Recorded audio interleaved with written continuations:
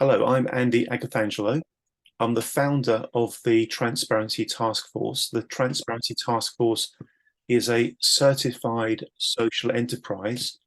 We can trace our history all the way back to the speech I gave on the 6th of May 2015, a speech all about the urgency to repair the reputation of the financial sector.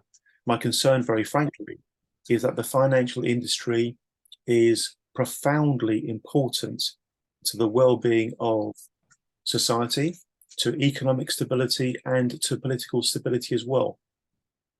But in my time in the financial sector, since I was in my early 20s, on numerous occasions I observed and even witnessed malpractice.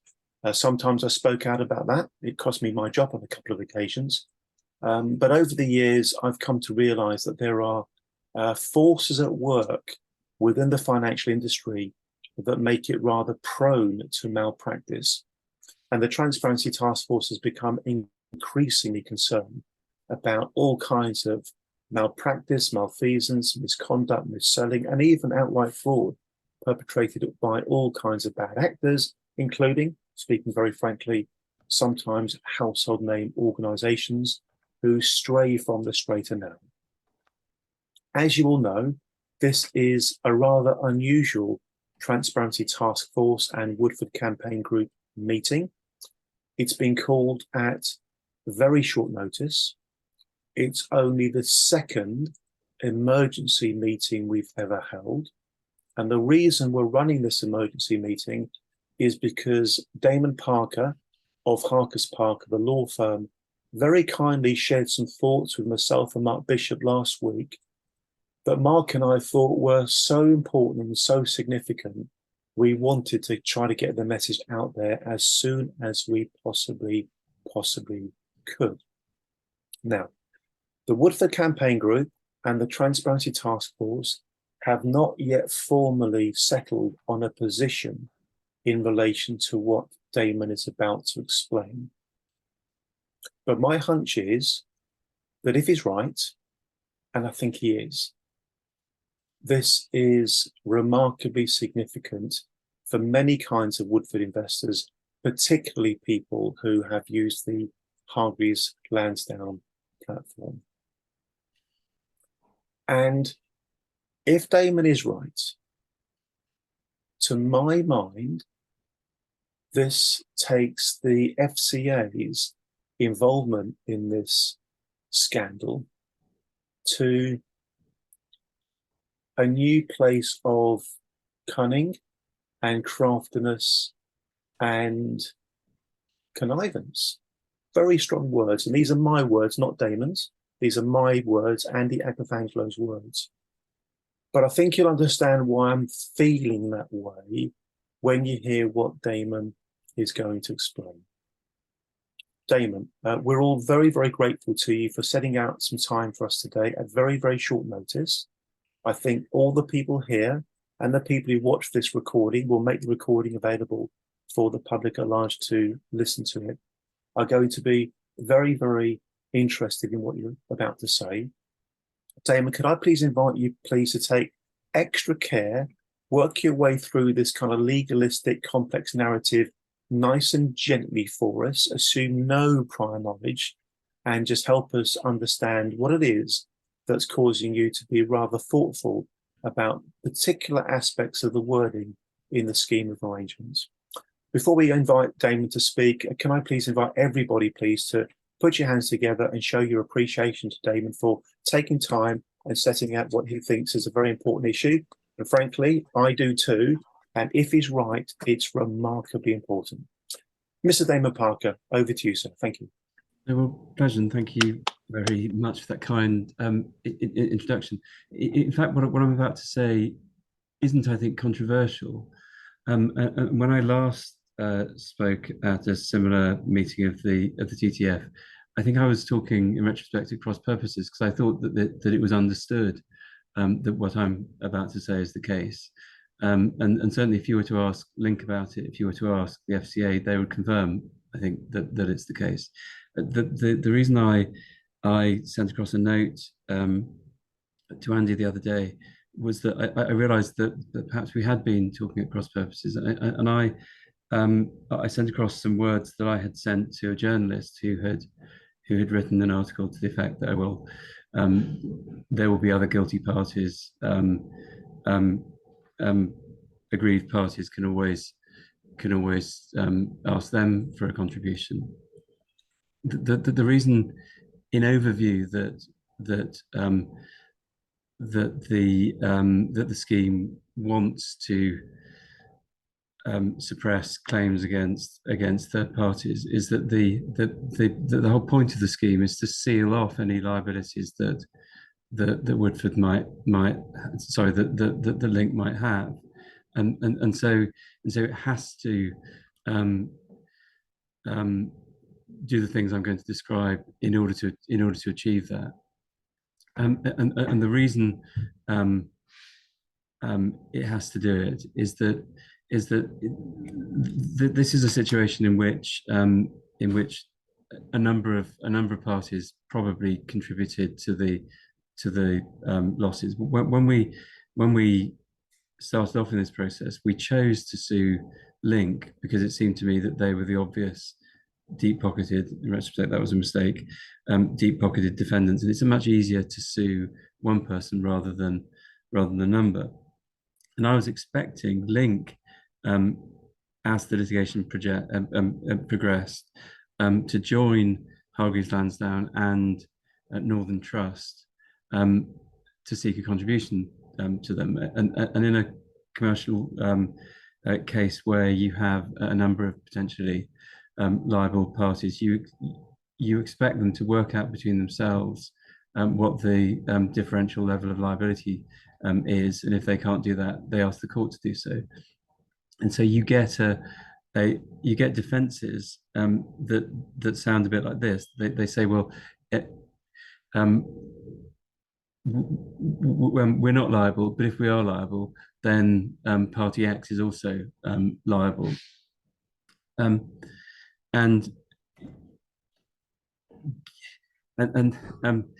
if you imagine a claim against Northern Trust, you would expect Northern Trust to defend it by saying, okay, it wasn't us, but if it was also Link. Similarly, if you were to sue Hargreaves Lansdown, you'd expect them to say it wasn't us, it was also Link. And so now, with that probably incoherent introduction, I just want to pick through what the scheme says, and I'll begin with the notes to the scheme, and then I'll rather the explanatory statement, and then I'll just show you how this manifests itself in the scheme itself. Right. So the notes list as a disadvantage this fact that I'm quoting here: schemes creditors' rights to receive proceeds from proceedings that they may take in respect of the WEIF against a third party will be reduced if LFSL would be liable to pay a contribution claim to that third party in respect of that claim. So that's not very transparently written language, but what they're saying is your right to sue Hargreaves Lansdown or Northern Trust will be reduced to the extent that they might seek a contribution from Woodford, and we'll see how this picks through the document as we carry on. Then the notes that the scheme that every scheme creditor gives authority to Link to sign a document called the third party litigation deed. And then it says it's important to understand that neither the scheme nor the third party litigation deed stops scheme creditors from bringing a claim, but these documents limit the amount payable by the third party to the extent that those amounts are ultimately payable by Link. And then it goes on to say at paragraph 54 that the purpose of the third party litigation deed is to make sure that the releases given by scheme creditors are fully effective. So that means, it goes on to say that if a scheme creditor brings a Woodford related claim against the third party, and that person I'm paraphrasing now because it's too many words to read, and that person tries to bring a claim against Link, then any money that the third party is required to pay to the scheme creditor won't be paid to the creditor, but instead it'll be paid to a separate account and will be held on trust until the validity and amount of the contribution claim has been determined. And then it sets out the order in which the money will be released. But in practice, you're not going to see anything from any litigation you might bring against Northern Trust or Link, because it's set up to ensure that that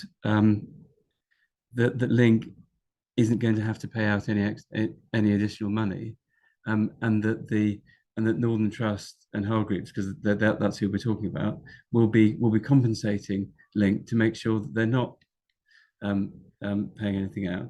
And so no sensible litigation funder, and here you're going to be reliant on funding in order to bring a claim. No funder is going to fund a claim which is effectively sealed off in a sort of in a box from which no light escapes, because the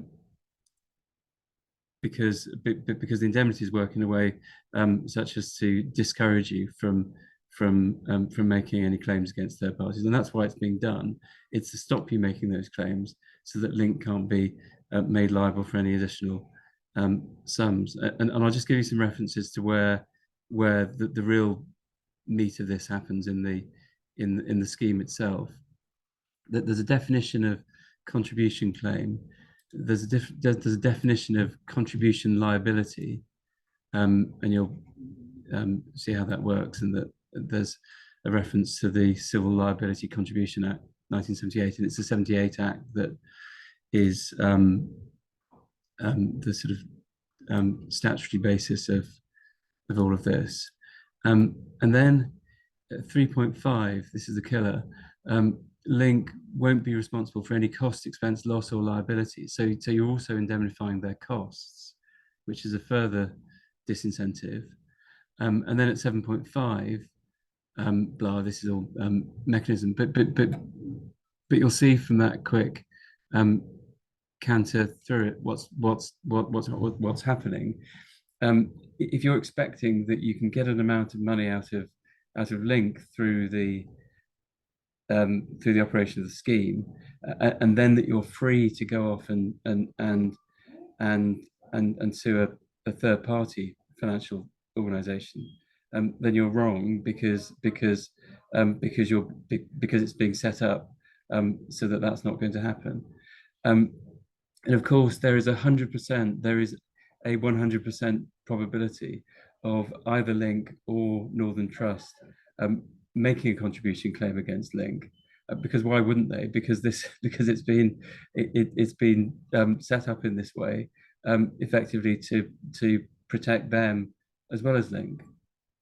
And I suppose I need to say nothing more, but this is the landscape, and it's one of the reasons why, as I said the last time we spoke, I think this is such an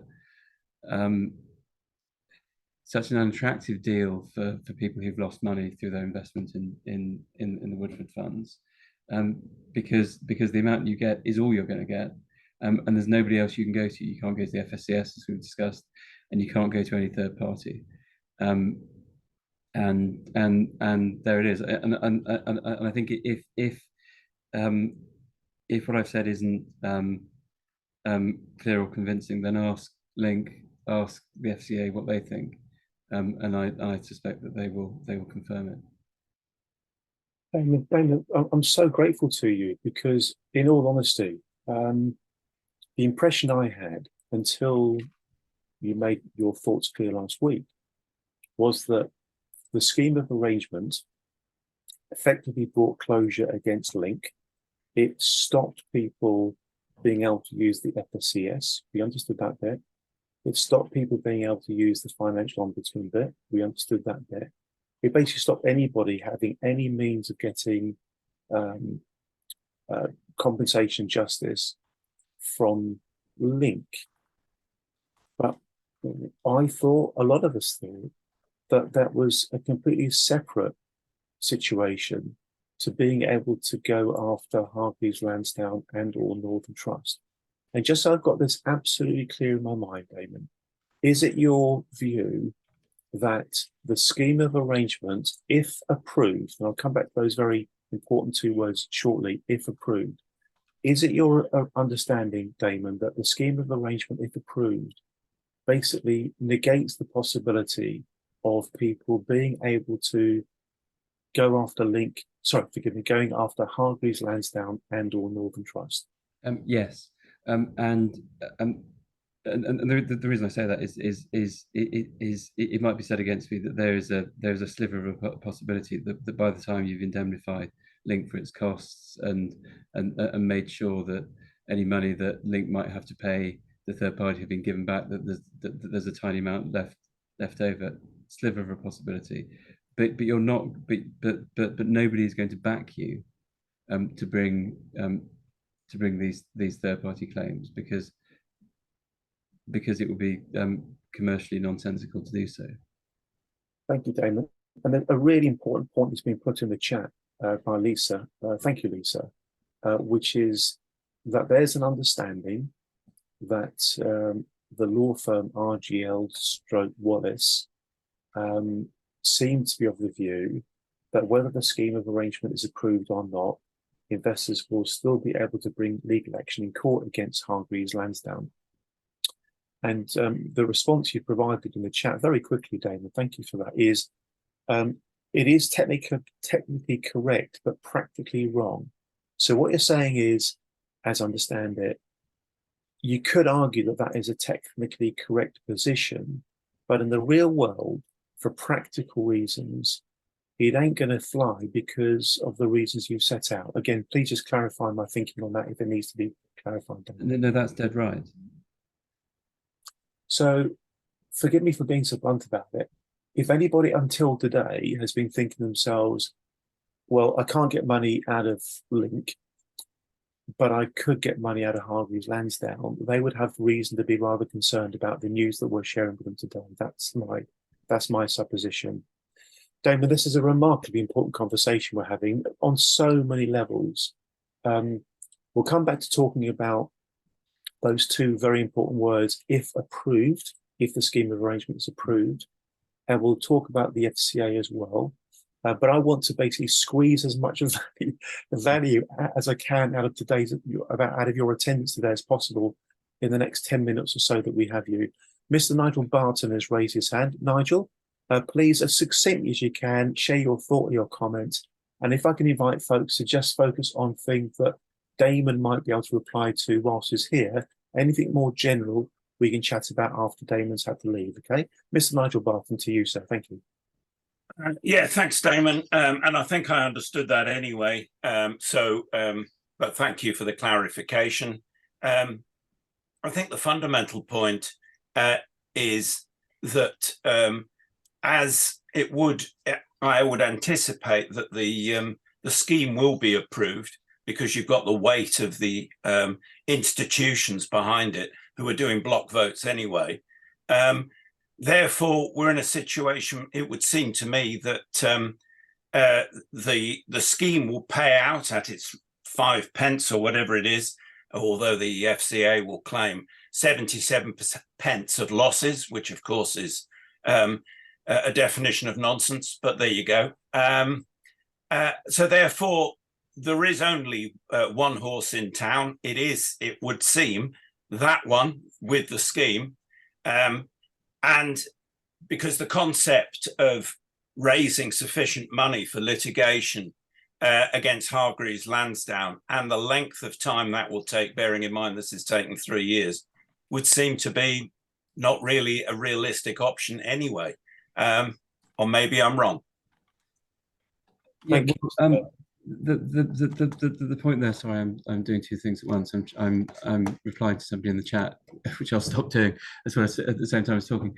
I don't think it's a foregone conclusion that the scheme will pass, because there is some block voting, or there are some attempts at block voting. But I think we can challenge those institutions that are proposing to vote in a block, because I think it is inappropriate. I think one institution who we queried voting on behalf of the people for whom they held shares as nominees was successful, and they're no longer doing it. So I think we should keep chipping away at that.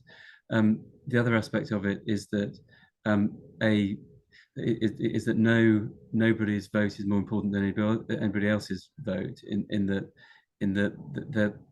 there has to be a majority of people voting, and an institution's vote will only be one vote. So your vote will be as much as whatever fund we may be talking about. So I'm modestly optimistic that we will be able to persuade people to vote against the scheme. Certainly, our clients have been advised that would be the better thing to do, and hopefully, people who want to vote against are better motivated than people who are just happy to see the thing go through or are sort of apathetic to it.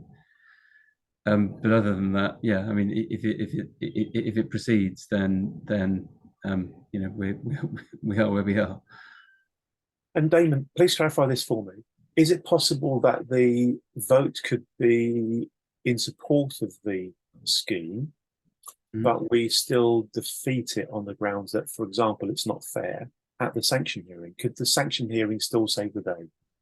Yes, theoretically, but I wouldn't bet on it,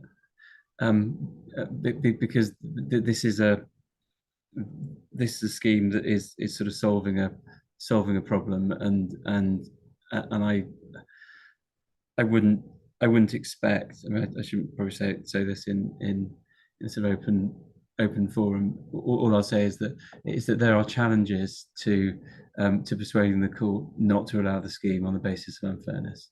Which means that, from a tactical point of view, from a campaigning point of view, if we have no reason to be confident that the sanction hearing could be favourable for us, then we should do all we possibly can to try to get the vote to go the way we want it to go, if we believe that the scheme of arrangement is wrong, unfair, etc. Would that be the right way forward, do you think? I think it is, and so if you're with me that this is a bad scheme and a scheme that shouldn't be allowed to proceed, the best way of stopping it would be to vote against and to encourage other people to vote against. Okay, so this has got to be one of our country's greatest public interest issues in the investment world for the last few decades. We effectively have a battle going on here between what is right and what is fair and what is just, versus what seems to be a good outcome for the FCA, for Link, Hargreaves, etc., etc., etc. And we are desperately hoping that we can get some real interest and traction from the media, because we know that the media can play a very important part here in raising awareness of these issues. And we'll certainly be doing that, folks. We'll certainly be trying to engage with as many interested media professionals as possible. I'd like to invite anybody else that would like to come in with a comment or a question for Damon before going back to Nigel. So if you haven't yet asked a question, but we'd like to put a question or a comment to Damon, please raise your hand, either digitally, if you know how to do it, or literally.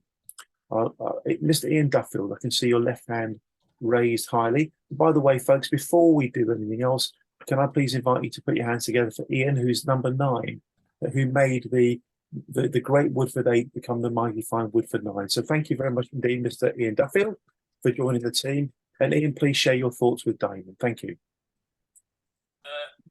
Yeah, can anybody hear me? Yep. Super, thank you. Damon, thank you. I think I've actually had the pleasure of speaking to you very briefly a few years ago when I first started looking or got involved with the possibilities of taking action on this. I subsequently signed with Lee Day. I understand your position. I won't ask you to comment on that, so I'll give you mine, and that is that I'm absolutely appalled with Lee Day's action in suggesting that people should vote for this scheme because it's in their best interests. It's clear to me that it's actually in Lee Day's best interest to allow them to crawl out of this, while at the same time looking to retain 30% share of any money that may come in on this. It also seems clear to me that they've very probably come to exactly the same conclusion that you have done in respect of what this means, which is why it is now not an attractive commercial position for them to be in, and that their decision is being driven by that commercial decision, not by their clients' best interests. When I take a look at the FCA, it's clear to me, and if I'm wrong on this, please say so, that they regard retail investors as consumers, and they have a consumer section on their website. And one of the things that's in that is you are invited to complain if you have received any documents which are poorly worded and not clear. And I do find it incredible that they're supporting this scheme of arrangement, which even to people who are experienced in the financial field, which I'm not, but certainly Andy is, can end up in a position where they think that there are options open to them that have actually been cut off by the FCA. On that basis, we should be very strongly, I feel, challenging the FCA, that they're actually at the point now of being what I would call as not fit for purpose, because they are encouraging by promoting this scheme, which I understand they're doing, or supporting this scheme in direct opposition to their declared aims on their own website and probably their statutory obligations in respect of being a gateway to the compensation scheme. Yeah, I think it's any observation to the effect that the scheme isn't very happily worded or easy to read for a non-technical reader would be very accurate, I would have thought. Thank you very much, Damon. Thank you, Ian. Does anybody else have anything else for Damon before he may need to depart shortly? Of course, Damon's happy to sort of sit in on the background if you wish to, but just wave a hand either digitally or literally if you want to chip in. Oh, I can see Beryl Williams and Neil Taylor. We're going to go to Neil first and then to Beryl. There's a reason for that, folks. Neil, please share your thoughts, and then I promise we'll go to Beryl after that. Thank you, Neil. And Neil is, again, one of the mighty fine nine. Thank you, Neil. Hi, Damon. Thanks for your alerting us to this rather nasty section in the explanatory documents and the scheme rules. But just one quick point to you, really, on it.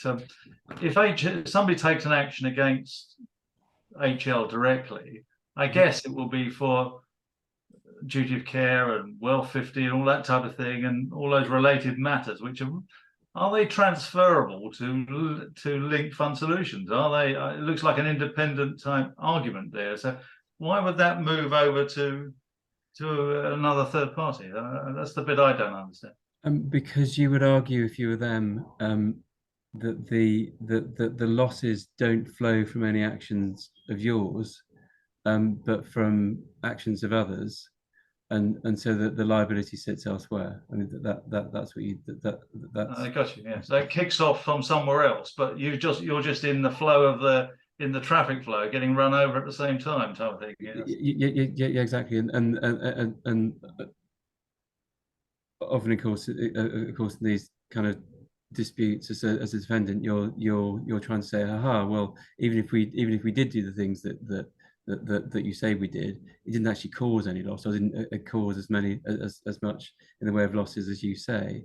Yes. And in a similar way, if the Woodford if the claim against Link were to progress or had progressed, a lot of the contention in it would be about whether the criticisms we make of Link's management actually led to the losses that occurred. I mean, we say yes, obviously, but the defendants would try to break every allegation down and say, well, you don't get much from this, you don't get much from that. Yes. But I agree. Well, thank you, Damien. Thank you, Neil, anything else from you, sir, before we go to Beryl?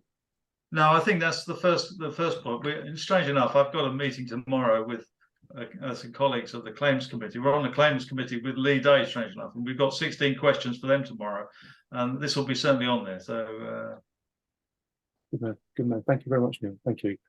Beryl, lovely to have you with us today. Please take yourself off mute and share your thought or question for Damon. I think I'm off mute. Yeah, can you hear me? Yes, you are. Yes, okay. you are. Damien, thank you very much for letting me see what I didn't see before. And Neil, your questions to Lee Day tomorrow, is it possible you can add to them? There must be hundreds or thousands of us that want to get rid of them and not be with them anymore, maybe even go over to Harcus. I mean, we're so disappointed in what they've done and how they've let us down. They prove that they're just no different from everybody else out there and the whole establishment that's never going to let us get any of our money back anyway.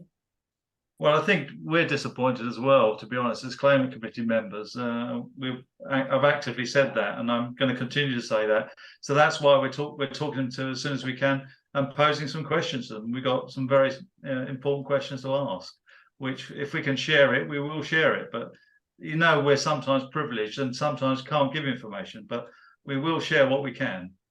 Well, I am part of Lee Day, so supposedly you mean when you can share it with other Lee Day clients? Yes, well, if we're privileged, we can't share it at all. But if it is not privileged, we can share it. Yeah.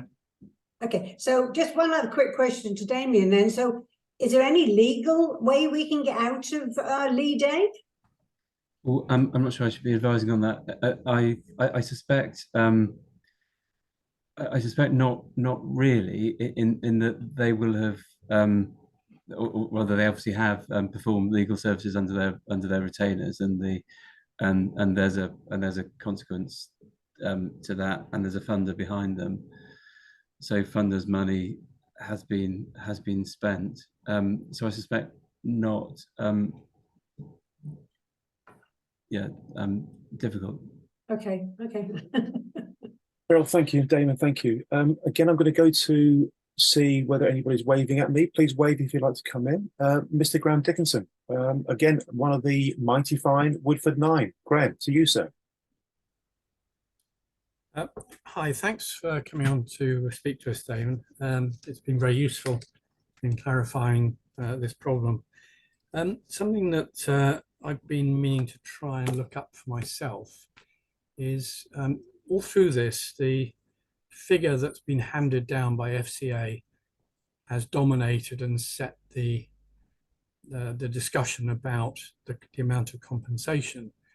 And whilst it's widely, and I think correctly, seen to be somewhat ridiculous, I can't see, or I'm not aware of any mechanism by which FCA can be challenged on that decision.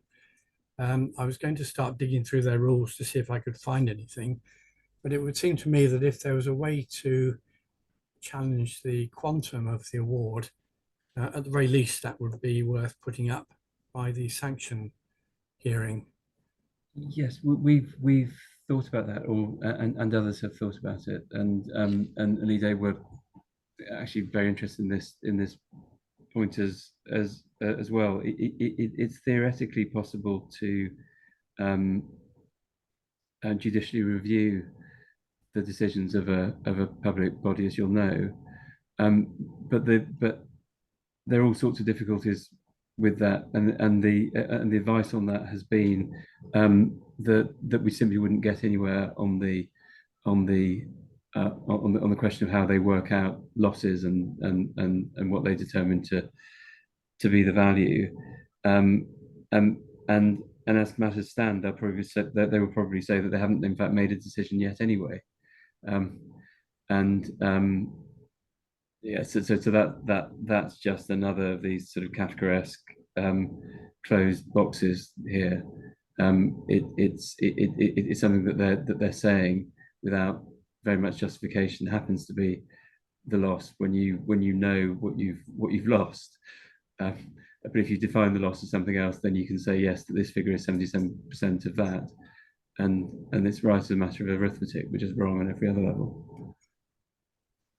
Thank you, Graham. Yeah. Thank you, Damon. Thank you. Well, thanks for that, David. I suspected that might be the case. So to throw this back at you, Andy, um, in our approach to get help with this, as part of the reform of FCA, surely there needs to be some way of holding them to account for their decisions. The decisions should be a requirement for it to be fully and properly explained, and there should be a challenge mechanism.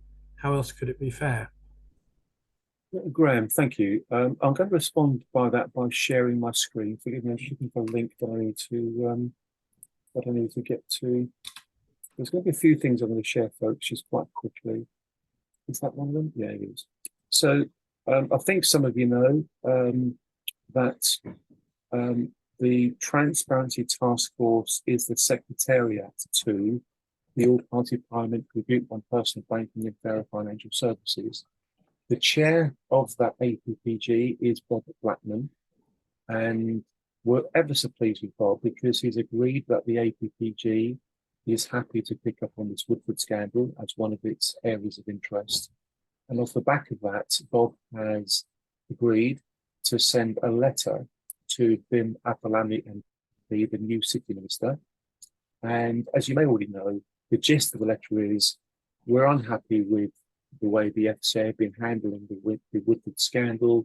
We'd like to meet with you, please, to see if something can be done to provide a fairer outcome. And Alexandra, could I please invite you just to put into the chat how many people have so far, so as of now, actually co-signed this letter? If you haven't yet done so, folks, then please co-sign the letter by clicking on the link I'm about to put in the chat. Link to co-sign the letter. Forgive me using the word link. I know that upsets some of you, for jolly good reason too. But the connection to co-sign the letter is in the chat. We are expecting that letter to be co-signed by Woodford investors, people who aren't Woodford investors who want to share their feelings about the FCA, and also parliamentarians. So that letter from Bob to Bim is hopefully going to result in our chance to talk to the City Minister about why we're unhappy with how the FCA have handled this. It's now 325 people. Now, considering that we've sent that out on Saturday evening, that's a pretty jolly good number. Well done, Alexander. Well done, Chelsea, for making that happen. You really are doing some absolutely first-class work behind the scenes. The general narrative that things haven't been fair is actually supported by a range of sources of information. I'm going to share my screen with you again to tell you about a meeting we are running tomorrow, free to attend, not just for Woodford investors, but for others as well. You might find this absolutely fascinating. It's an event tomorrow at 6 p.m. on Zoom. It's about the work of an organisation called Truth Unlocked. And what the folks at Truth Unlocked do is they provide forensic level, granular level analysis of statements, whether those statements be written or verbal. The work that they do is the kind of work done for investigative journalists, police forces looking into murders, fraud, corruption, everything else. And what the folks at Truth Unlocked have very, very kindly done for us on a pro bono basis, because we haven't got any money, is they've actually studied some of the communications that have come out regarding Woodford. Communications, specifically the scheme of arrangement and other material. And I'm not going to say too much now, but I think that you will find this event rather interesting, particularly if you're a Woodford investor, particularly because of what it shows, the evidence suggests about the levels of potential deception in the communication that's being sent out. And I am absolutely comfortable in making a statement that, you know, in 2023, in the United Kingdom, arguably one of the most just and fair-minded countries in the world, with a remarkably developed sense of justice and right and wrong and fairness. It seems to me that Woodford investors are just being thrown under the bus here, and I'm even now, after many years of campaigning, I'm genuinely finding it rather shocking.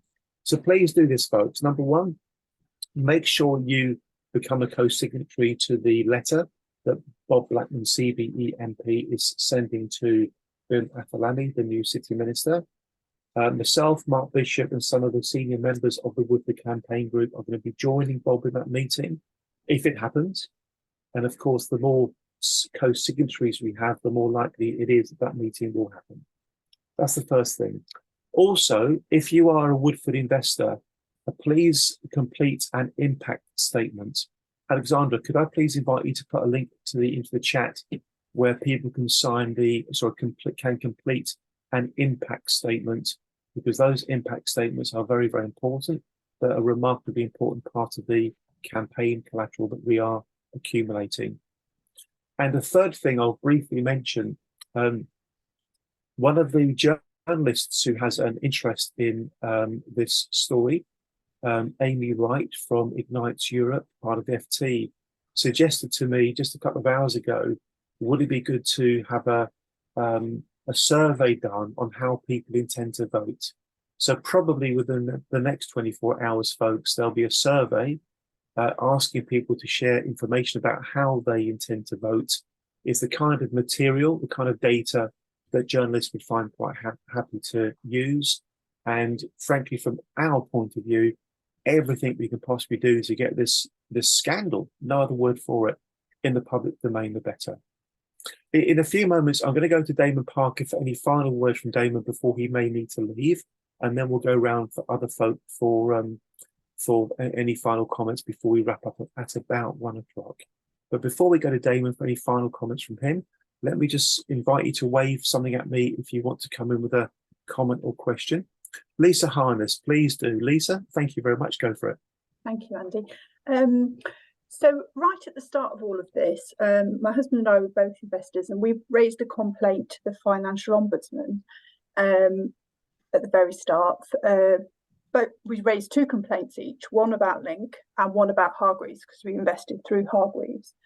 So what happens to those complaints if this gets signed and approved to go ahead? I can understand from the Link point of view, but from the Hargreaves point of view, our reasons were quite different. When we wrote the complaint, they were for different reasons.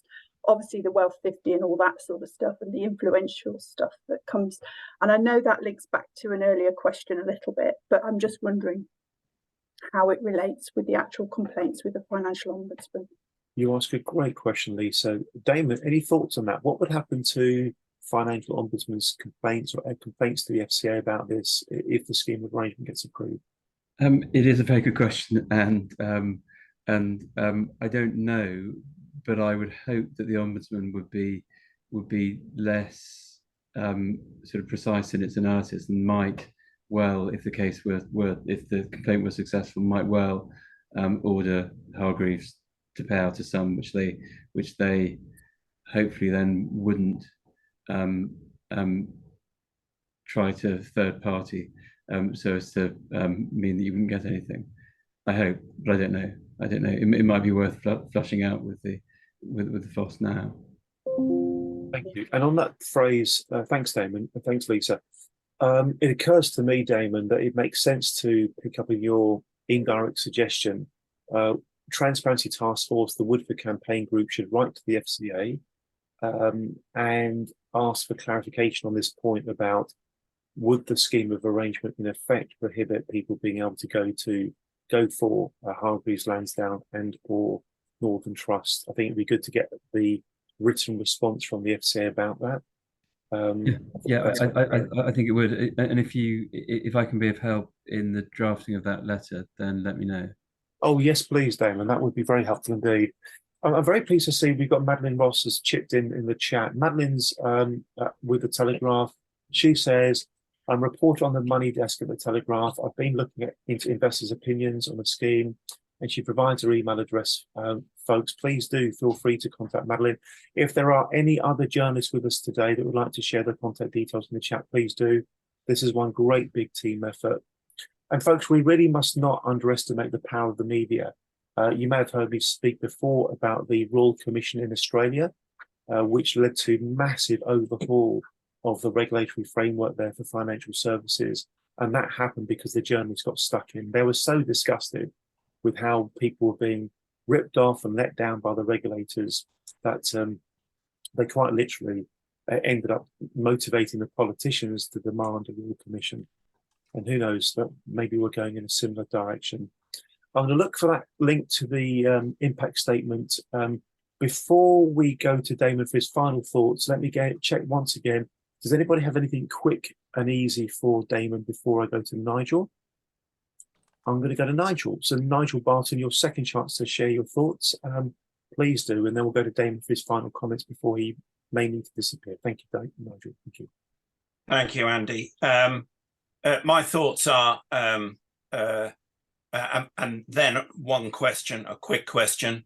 And my thoughts are that whilst it's obvious and lamentable that the FCA isn't in a situation where they can actually do their job, and they have proven this in the past and thereby just change their name and change the nameplate on their offices from the FSA. So we're still back in the same situation. They work for the Bank of England. The Bank of England aren't going to get and change them anytime soon until they get political pressure.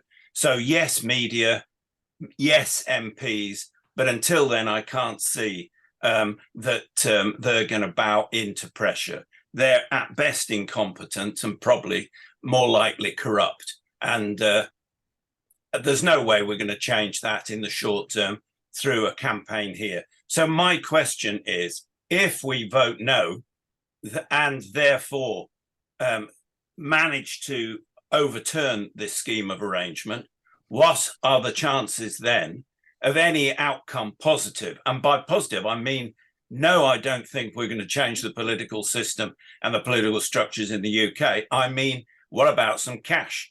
So what are the chances of getting paid out if we overturn this scheme? Because at the moment, whilst it's paltry, it's real money. That's my question. Good question, Nigel. Damon, any thoughts on that? What are the chances of some positive result if the scheme of arrangement is voted down or stopped the sanction hearing? What are the chances? Well, to respond in two ways. One is to say that there is some uncertainty about it, clearly, and to say a few words in the defence of Lee Day. That's really their point. I think it's possible to come to a different conclusion from mine, and think it's better to have a few groats in the hand rather than searching after more in the bush. But I think that there are several routes to compensation. We would have to run the claim against Link to a conclusion. Having done that, it would be quite hard, I'd suggest, for the FSCS to say this is not a claim that we're honouring, and so you'd have potentially FSCS money there at the end of the rainbow, and then there are apparently good claims against Northern Trust and against Hargreaves Lansdown. We didn't pursue the Hargreaves Lansdown potential claims, mainly because I thought they were messy, but that's not to say that they may not be good claims. And the Northern Trust claim is essentially a mirror of the Link claim. As everybody will know, the regulatory structure here is that you have, with these kind of funds, an ACD, and then you have a thing called a depository, which oversees the ACD and has responsibilities for checking that the ACD fulfills its mandate in respect of, well, crucially here, adherence to the prospectus, maintenance of liquidity, and valuation, which is a kind of three respects in which you'd most criticise Link. So on the face of it, the work that's been done to articulate a claim against Woodford could be repurposed with care to turn into a claim against Northern Trust. And I come at this with a bit of experience bias, if you know what I mean, because I ran a case for about 1,200 people who had invested in an investment called Arch Crew, and Arch was a scheme which was run by Link in its back in the days when it was Capital Financial Managers, and there the FCA set up a scheme for investors. In a way, it was aimed at IFAs, and it shut a few IFAs down, got a lot of IFAs down.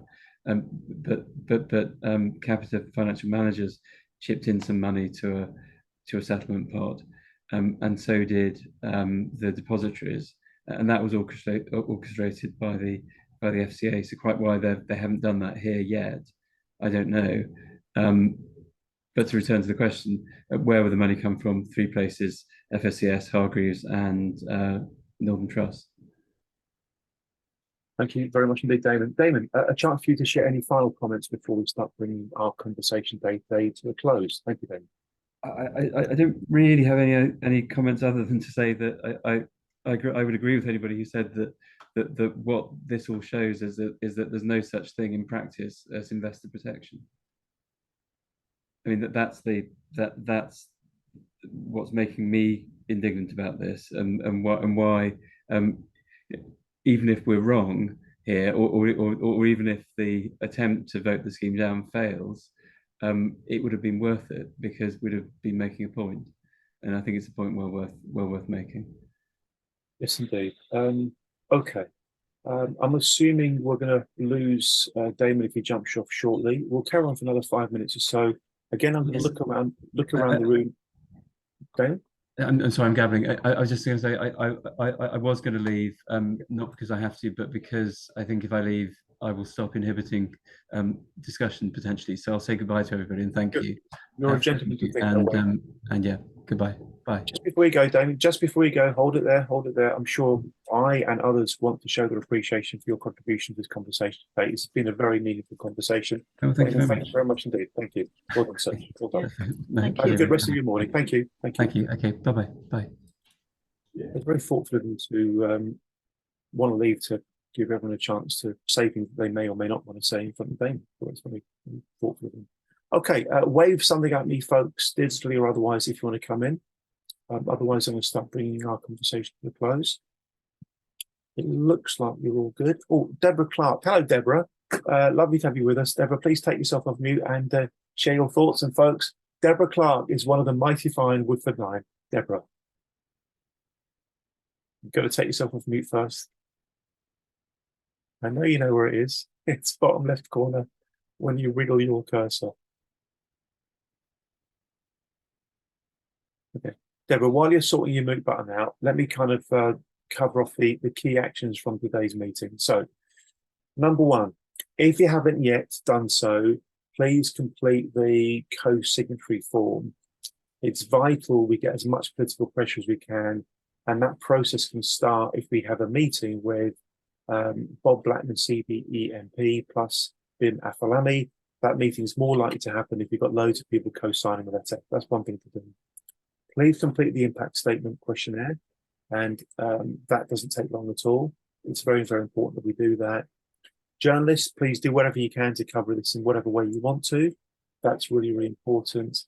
And in the meantime, we'll carry on battling away, trying to drag us to a place of justice and fairness, because we're certainly not there yet.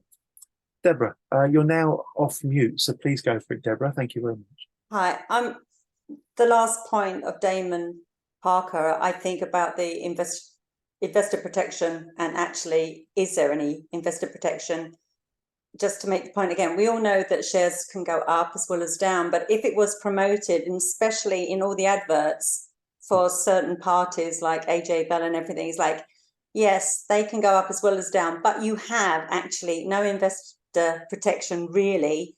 And if people don't do their jobs, like the FCA, like the ACD, like the depository, basically, yeah, you might get a scheme of arrangement, but it's actually seems to be the scheme of arrangement should surely be for the benefit of the people that suffered, as in the investors, not for the protection of the people that did their jobs badly. So it's almost like saying, well, you're to blame because you invested in something. And I think the larger thing that's going to happen with that is that people won't invest. I personally feel like if I could take all of my money out now from all the stocks and shares and whatever, because you try and do something to protect your money or make a little bit more money. I mean, let's face it, no one's perhaps going into the stock market to lose money. But it's too risky. Many years ago, someone said to me, or I heard that they said the average punter really they haven't got a chance. And I thought, oh, that's a bit rough. You know, I'm quite an intelligent person, but I'm beginning to think, yeah, don't waste your time.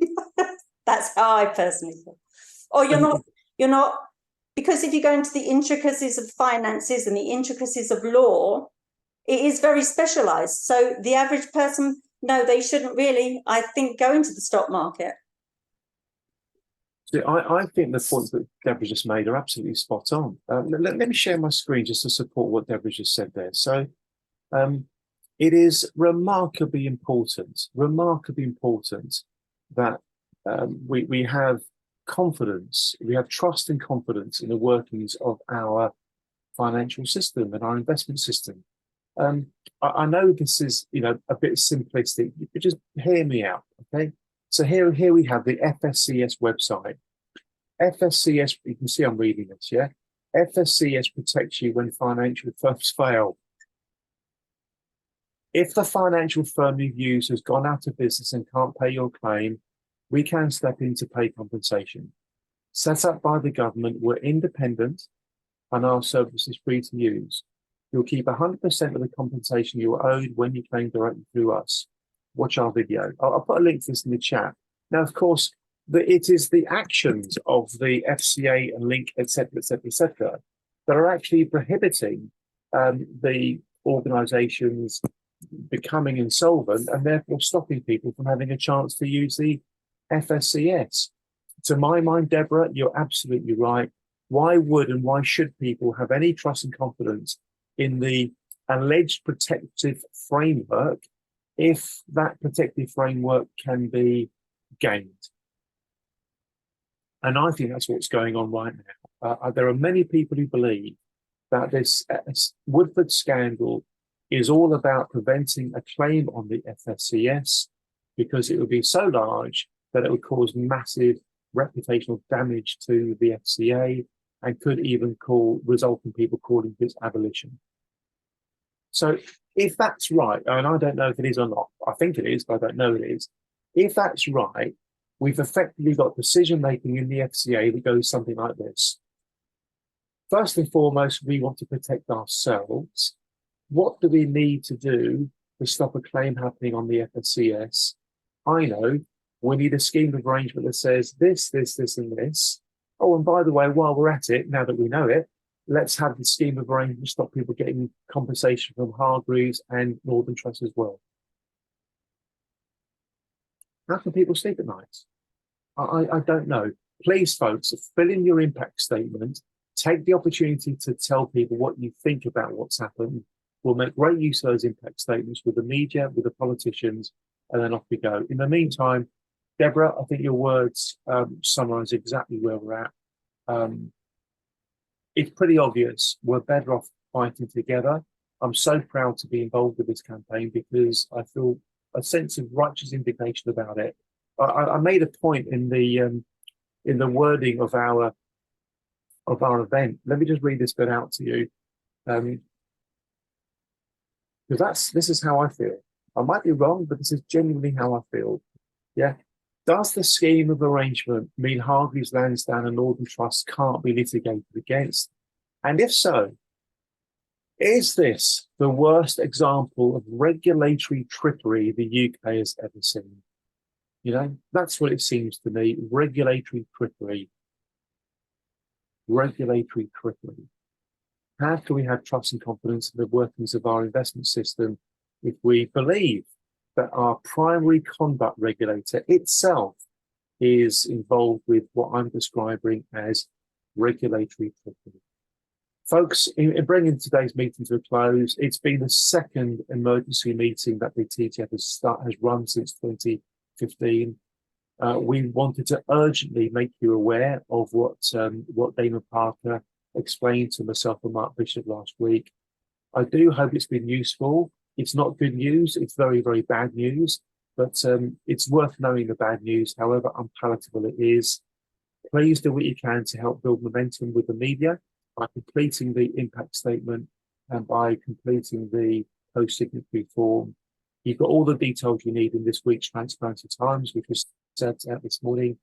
And may I please invite everybody to thank each other and ourselves collectively, particularly the mighty five with the 9. And on that note, we'll wrap things up. Thank you all very, very much indeed. We'll continue to do what we can. Thank you very, very much indeed. Bye all. Have a good rest of your day. Bye-bye. Thanks, Deborah. See you all. Bye-bye.